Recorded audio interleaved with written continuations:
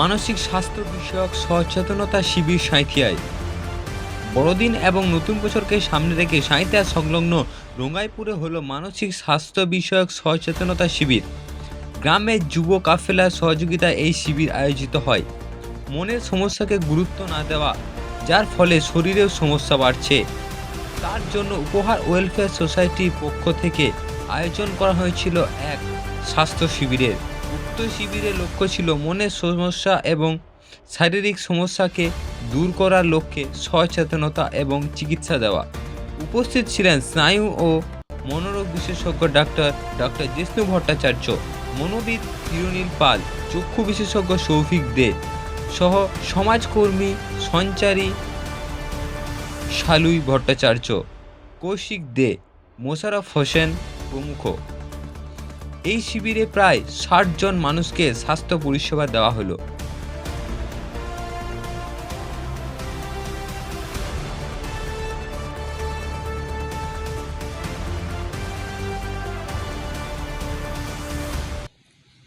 আজকে এখানে কি হলো? আপনারা কি জন্য এসেছিলেন আজকে?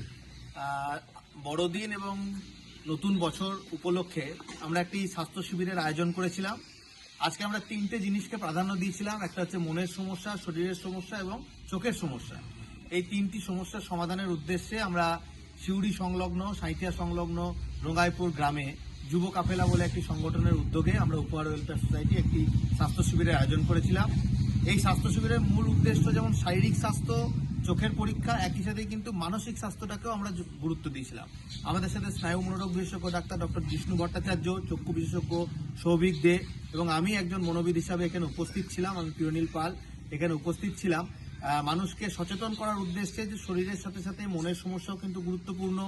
মনের সমস্যা থেকেও অনেক সময় শরীরের সমস্যা বেড়ে যায়, যেমন অতিরিক্ত দুশ্চিন্তার জন্য হাইপার টেনশন, থাইরয়েড বা সুগারের মতো সমস্যাও কিন্তু ট্রিগার করতে পারে।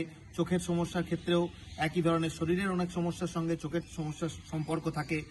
এই জিনিসগুলো যাতে একটু সহজ করা যায়, গ্রামের মানুষ যাতে চিকিৎসাটা সহজেই পেয়ে যায় হাতের কাছে, সুপরামর্শ, এছাড়াও যাদের হসপিটালাইজেশনের প্রয়োজন বা অপারেশনের প্রয়োজন তাদেরকেও স্থানীয় সংগঠন বা আমাদের মাধ্যমে রেফারেন্স দেওয়া হয়েছে যাতে তাদের কোনো অসুবিধা না হয়, সবাই যাতে চিকিৎসা পায়। মোটামুটি ৬০ থেকে ৭০ জনের আজকে স্বাস্থ্য পরিষেবা দেখা হয়, চোখ, শারীরিক এবং মনের সব নিয়ে একটা মোটের ওপরে ভালো স্বাস্থ্য শিবির হয়েছে। এটা কি আপনারা কোনো ফি নিয়েছেন না এটা আপনাদের বিনামূল্যে? এটা না, আমরা ধারাবাহিকভাবে ক্যাম্প করে আসছি আগামী ৫-১০ বছর ধরে। আমরা রাজ্য সরকার এবং কেন্দ্রীয় সরকারের অনুমোদিত একটি সংস্থা। স্বাস্থ্যের ক্ষেত্রে আমরা সম্পূর্ণ বিনামূল্যে এই পরিষেবা দিয়ে থাকি। এছাড়াও আরও একটি পরিষেবা আমি বলতে ভুলে গেলাম, সেটা হচ্ছে রক্তের গ্রুপ নির্ণয়েরও আজকে সুবিধা ছিল এবং আগামী দিনেও আমরা ফলো আপের জন্য আরও শিবির বা রক্ত পরীক্ষারও ব্যবস্থা এই অঞ্চলে করব, সেটিও সম্পূর্ণ বিনামূল্যেই হবে।